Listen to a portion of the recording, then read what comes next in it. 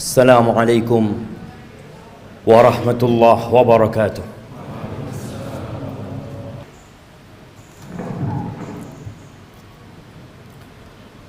Innal hamdalillah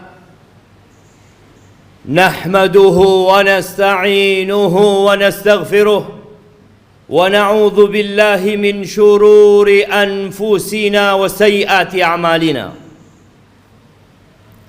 Man yahdillahu فلا مضل له ومن يضلله فلا هادي له وأشهد أن لا إله إلا الله وحده لا شريك له له الملك وله الحمد وهو على كل شيء قدير وأشهد أن محمدا عبده ورسوله وحبيبه وخليله صلوات ربي وسلامه وبركاته عليه وعلى آله وأصحابه ومن تبعهم بإحسان إلى يوم الدين أما بعد فيا عباد الله أوصيكم ونفسي بتقوى الله فقد فاز المتقون. Wahai manusia-manusia yang beriman, saya wasiatkan kepada diri saya dan kepada semua yang hadir di tempat ini agar senantiasa bertakwa kepada Allah Azza wa Jalla. Hanya mereka yang diterima amalannya, hanya mereka yang akan hidup berbahagia, hanya mereka orang-orang yang sukses di dunia dan di akhirat. Allah Jalla Jalaluh mengulangi perintahnya, dan para rasul menyampaikan berulang kali, dan para pewaris Nabi diteruskan perintah itu untuk mereka. Ya ayyuhalladzina amanu taqullah, wahai orang-orang yang beriman, bertakwalah kalian kepada Allah. Kalimat yang sering kita dengar, yang terus diulang-ulang karena kita memang sering lupa. Haqqa tuqatihi, ketakwaan yang sebenarnya bukan sekedar tulisan yang dipampang, bukan sekedar ucapan yang diungkapkan, tapi sesuatu yang diyakini oleh jiwa kita, kemudian diucapkan dengan lisan kita dan dipraktekkan dengan raga kita. Dan Allah mengatakan wala tamutunna illa wa antum muslimun, kalian jangan mati kecuali dalam kondisi Islam. Yang menjadi standar orang baik bukan sekarang, tapi tatkala ajal menyebut kita.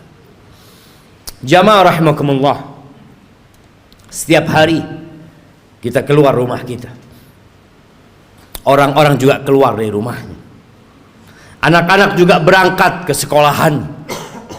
Besok mereka akan melakukan itu lagi. Terus rutinitas yang dikerjakan oleh manusia. Ada yang ke pasar, ada yang ke kantor, ada yang ke pabrik, ada yang di jalanan. Semuanya mencari apa? Mencari uang, mencari harta.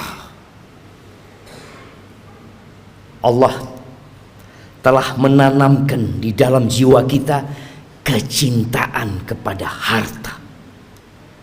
Zuyyina linnas hubbus syahawat minan nisa wal banin wal qanatiril muqantarati minadh dhahabi wal fiddah wal khailil musawwamati wal an'ami wal harth dzalika mata'ul hayatid dunya wallahu 'indahu husnul ma'ab. Allah menjelaskan kepada kita bahwa telah ditanamkan kecintaan syahwat kepada wanita, kepada anak-anak, kepada harta yang berlimpah ruah, yang bertumpuk-tumpuk. Dulu kuda-kuda yang mewah, sekarang mobil-mobil yang mewah. Pertanian, peternakan, itu sesuatu yang sudah dicintakan kepada kita.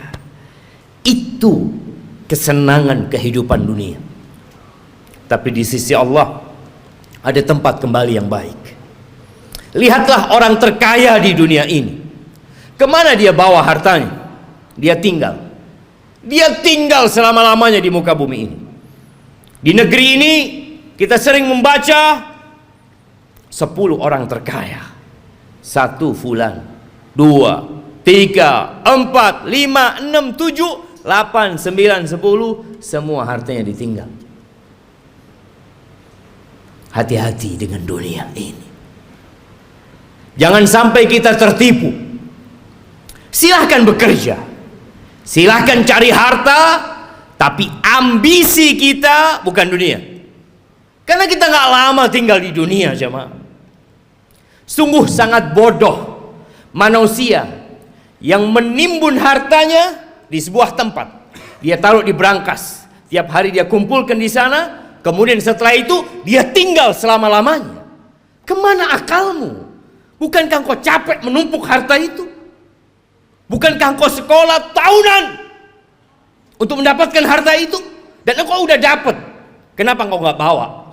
Kenapa kau tinggalkan selama-lamanya, kau tinggalkan di muka bumi? Dan kebanyakan kita seperti itu.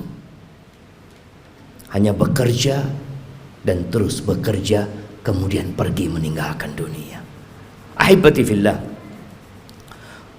sebagian kita sudah hidup menderita jiwanya. Maka disebutkan oleh WHO sudah ada 1 miliar manusia yang sakit jiwa, sakit mental. Kata Nabi SAW mengingatkan para sahabatnya, kaifa antum idza futiyat alaikum Faris wa Rum, ayu qaumin antum? Kira-kira bagaimana kondisi kalian? Nabi menyampaikan ini dalam kondisi sahabat susah, tidak tahu apa yang besok mereka makan. Dalam kondisi sebagian sahabat ketika berangkat perang, sehari hanya makan 1 butir kurma. Sehari hanya 1 butir kurma. Rasulullah SAW menyampaikan ini dalam kondisi sahabat berangkat perang, dalam kondisi tidak ada alas kaki buat mereka, sampai kuku mereka ngelupas. Nabi menanyakan kepada mereka yang hidup menderita secara harta pada waktu itu, kira-kira bagaimana kondisi kalian apabila Persia dan Romawi ditaklukkan, kemudian harta mereka dibagikan kepada kalian? Ayu qaumin antum? Kira-kira kalian jadi orang yang seperti apa? Kata Abdurrahman bin Auf, nakun kama qala Allah atau kama yaqulullah. Kita akan menjadi manusia seperti yang Allah inginkan, yang Allah perintahkan. Kata Nabi SAW, awa ghaira dhalik, mungkin gak seperti itu, kata Nabi SAW. Jamaah, kita pernah susah secara ekonomi. Ingat dulu mungkin ketika motor kita motor bekas. Ingat dulu ketika kita sebagian belum menikah, nggak punya apa-apa. Kemudian terus bertingkat kondisi ekonomi kita. Semakin membaik. Dan terus Allah kasih lagi kepada kita. Sekarang bagaimana kondisi kita? Abdurrahman bin Auf mengatakan kita akan menjadi orang seperti yang diinginkan oleh Allah dan Rasulnya. Tapi kata Nabi SAW, mungkin nggak seperti itu kalian. Apa yang akan terjadi? Tatanafasun. Yang pertama, kalian akan bersaing. Udah punya harta banyak, yang seharusnya hidup tenang, sakit jiwa. Terus dia bersaing. Motornya kepingin lebih baik dari motor orang lain, handphonenya kepingin lebih baik dari orang lain, hartanya kepingin lebih banyak dari orang lain, rumahnya kepingin lebih bagus dari yang lainnya. Terus didorong oleh penyakit. Tatanafasun. Itu yang akan terjadi. Oke. Bersaing boleh kan, selama kita tidak menzalimi orang lain. Tapi Nabi SAW mengatakan itu hanya awal yang akan terjadi. Yang kedua, thumma tatahasadun. Kalian akan saling hasud setelah itu. Karena dunia ini sempit, jamaah. Kursi-kursi itu terbatas. Kalau sudah ada yang duduk di sana, yang lain nggak bisa duduk di situ. Dia harus turunkan dia. Dia harus menggantikan posisi itu. Kalian kalian akan saling hasut. Kita lihat orang-orang yang di pasar, bagaimana kondisi jiwa mereka yang mungkin tampak sehat-sehat menurut kita, tapi sakit jiwanya. Nabi menyampaikan kalian akan saling iri, kalian akan saling hasut. Nggak suka orang lain lebih baik dari dia daripada sisi, nggak suka dia. Padahal saudaranya Muslim, yang seharusnya dia bergembira dengan kegembiraan saudaranya, yang seharusnya dia cinta kepada saudaranya seperti dia mencintai diri dia sendiri. Tapi itu tidak terjadi. Kalian akan hasut, akan iri. Selesai enggak? Yang ketiga, thumma tatadabarun. Kalian enggak saling bertegur sapa. Enggak kepingin ketemu. Kalau ketemu sama saudaranya sakit hatinya. Selesai? Belum. Yang keempat, yang akan dibawa pulang, yang akan dibawa tidur, yang akan dibawa makan, thumma tatabaghadun. Kemudian kalian akan saling membenci. Kalian akan bermusuhan dengan saudara kalian sendiri. Ahibati fillah, itu penyakit yang sudah menimpa kita. Nabi alaihissalatu wassalam mengatakan, dabba ilaikum da'ul umam. Sudah menyerang kalian penyakit-penyakit umat yang sebelumnya. Iri dan dengki. Ahibati fillah, tidak dilarang kita mengumpulkan harta, tapi tolong niatnya yang diperbaiki. Rasulullah sallallahu alaihi wasallam ketika melihat ada seorang sahabat yang bekerja keras mengumpulkan harta, kata orang-orang di kalangan sahabat yang lainnya mengatakan, laita hadza fi sabilillah. Aduhai kalau kekuatan dia, energi dia itu disalurkan di jalan Allah, di jihad fi sabilillah. Maka Nabi mengatakan kepada para sahabatnya, lau kana yas'a. Kalian tahu kalau orang ini keluar bekerja dalam rangka memberikan nafkah kepada kedua orang tuanya yang udah sepuh, fahuwa fi sabilillah. Dia di jalan Allah. Yang kedua, lau kana kharaj yas'a ala auladin lahu sighar. Kalau dia bekerja dalam rangka niatnya memberikan nafkah kepada anak-anak yang masih kecil, fahuwa fi sabilillah. Dia di jalan Allah. Jangan diremehkan dia bekerja. Yang ketiga, in kana kharaj yas'a yu'iffa nafsah. Kalau dia keluar bekerja dalam rangka menjaga kehormatan dirinya agar dia tidak jadi benalu di masyarakat, dia tidak menyusahkan orang lain, dia sedang ingin menjaga kehormatan dirinya, nggak ingin minta-minta sama orang, fahuwa fi sabilillah, maka dia pun di jalan Allah. Tapi yang keempat, in kana kharaj yas'a riya'an wa mufakharatan. Tapi kalau dia kerja dalam rangka riya, pamer, dalam rangka berbangga-banggaan dengan harta dia, fahuwa fi sabilis syaitan, maka dia di jalan syaitan. Jangan sampai tiap hari kita keluar rumah kita, kita sedang berada di jalannya syaitan. Bekerja hanya untuk berbangga-banggaan, hanya untuk pamer kepada orang lain. Aqulu qawli hadza wa astaghfirullah li wa lakum wa lisairil mu'minin wal mu'minat fastaghfiruh innahu huwal ghafurur rahim.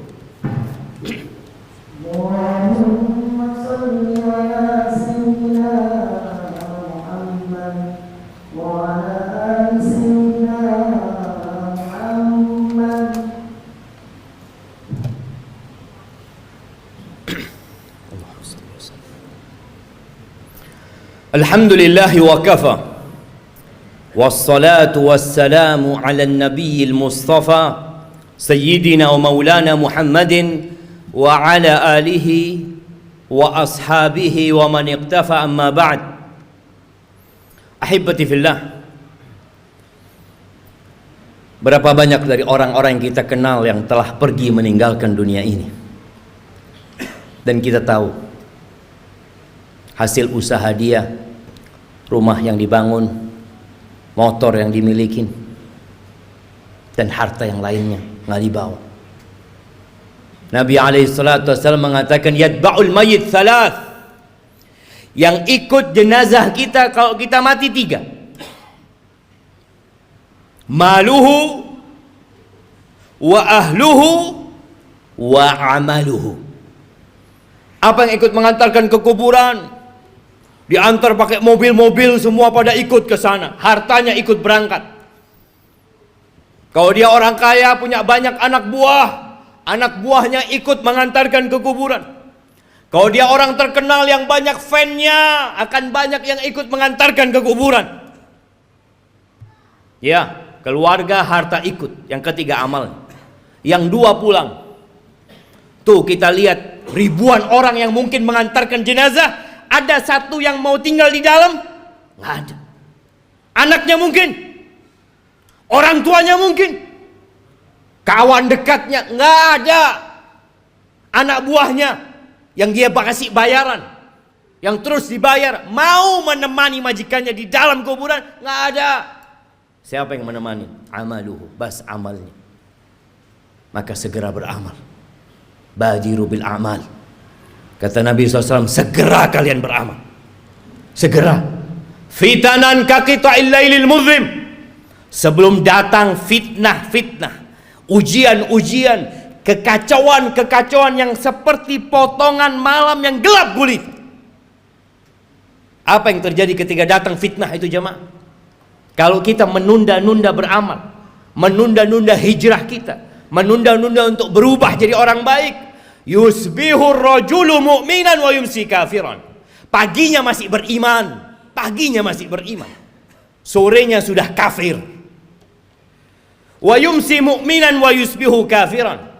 Sorenya masih beriman, datang kajian mungkin dia, masih sholat asar, subuhnya sudah kafir. Kenapa itu terjadi? Yabi'u dinahu bi'aradin minad dunya. Dia jual agamanya. Dia jual, dia barter dengan sedikit kenikmatan dunia. Nggak lagi mikir halal haram. Yang ada dalam benaknya harta, jabatan, kedudukan, padahal semua itu akan ditinggalkan. Maka ahibati fillah, hari ini hari Jumat, harinya bersalawat buat Nabi alaihi salatu wassalam. Harinya dianjurkan kita membaca suratul Kahfi. Baca tuh surat Kahfi, baca dengan artinya, baca pesan-pesan Allah kepada kita agar kita tidak diperbudak dengan harta kita. Biasanya imam kalau sholat Jumat itu membaca dua surah, Sabbihisma rabbikal a'la dan Hal ataka hadithul ghasiyah. Tolong pulang dari sini baca tafsirnya, sehingga kita tahu pesan-pesan yang Allah sampaikan agar kita tidak lebih mementingkan kehidupan dunia. Kata Allah, bal tu'thirunal hayatad dunya. Tapi kalian udah dikasih nasihat, tetap kalian lebih mementingkan kehidupan dunia. Wal akhiratu khairu wa abqa. Akhirat itu lebih baik dan lebih kekal. Ahibati fillah, innallaha wa malaikatahu yusalluna 'alan nabi ya ayyuhalladzina amanu sallu 'alaihi wa sallimu taslima.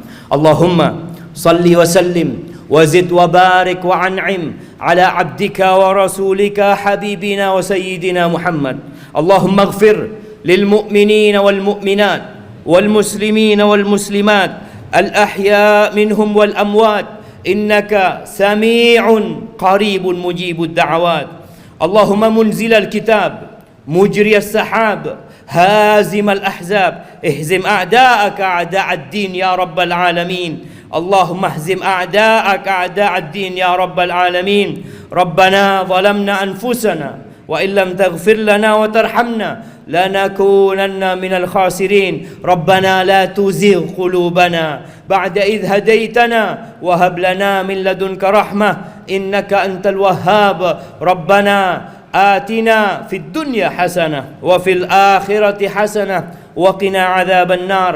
وسبحان ربك رب العزة عما يصفون وسلام على المرسلين والحمد لله رب العالمين.